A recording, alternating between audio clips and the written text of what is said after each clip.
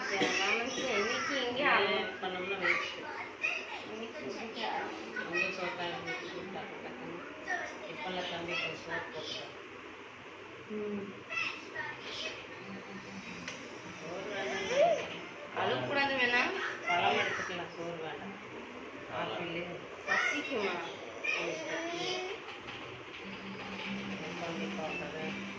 குளுக்கோண்டி powder தேவையில்லை. அவன் என்ன சொல்லிட்டு இருக்காங்கன்னா ஜாஸ்தி லோ ஆகும் சொல்லிதான் ஓகே.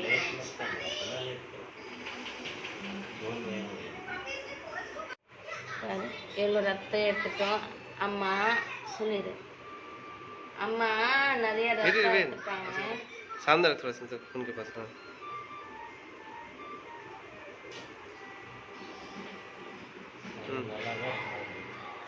मशीन